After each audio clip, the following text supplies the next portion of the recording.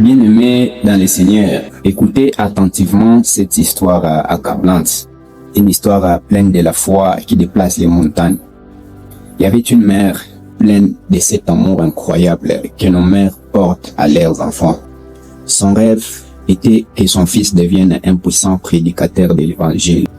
Elle s'est battue, travaillant sans relâche, jour après jour, pour payer les études de théologie de son fils dans les plus grands séminaires.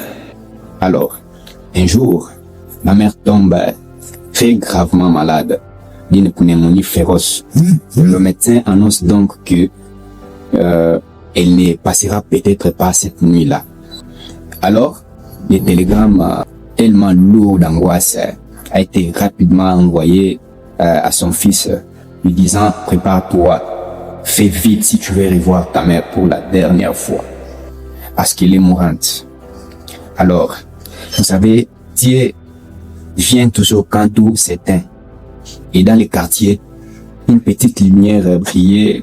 En fait, une humble mission de prière des gens simples qui croyaient au miracle de la Bible, etc. Le pasteur, un petit berger d'ailleurs de cette mission, est touché par l'esprit et s'est rendu rapidement chez la mère mourante. Il arrive et prend l'huile et sans de longs discours, il ouvre rapidement la Bible, il lit dans Marc 16, il lit simplement la promesse de Jésus. Voici le miracle qui accompagneront ceux qui auront cru. Ils imposeront les mains malades et les malades seront guéris.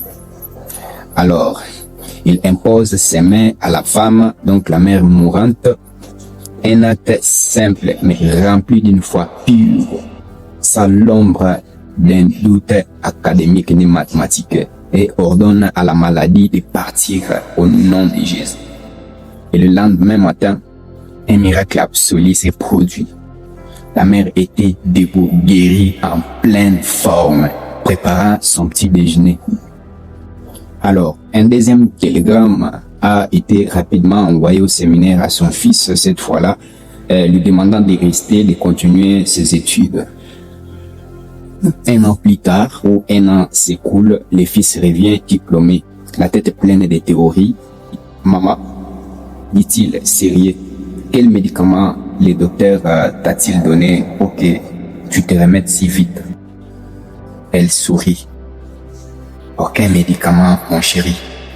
Le Seigneur m'a guéri grâce à la prière de foi de ses pasteurs. » Le fils lève les yeux, plein de son savoir de séminaire. « Maman, c'est touchant, mais ça ne pouvait pas te guérir. Ces miracles étaient pour le passé.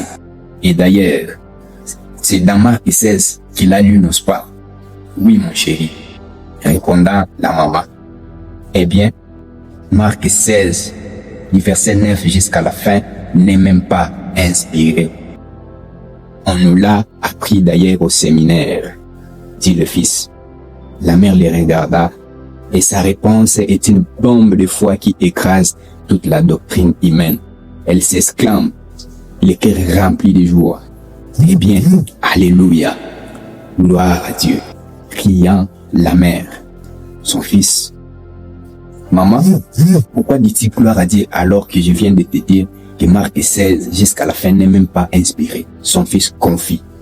Elle répond avec un regard de triomphe. Mon chéri, j'ai pensé à ceci. Si Dieu a pu me guérir complètement à partir d'une écriture qui n'est même pas inspirée, qu'aurait-il pu faire si elle l'était vraiment?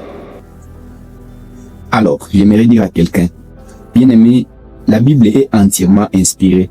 Ce n'est pas le savoir qui nous manque. C'est plutôt la foi pour croire en toute la parole, à toute la parole de Dieu. Mets la foi en Dieu. Dieu viendra en aide.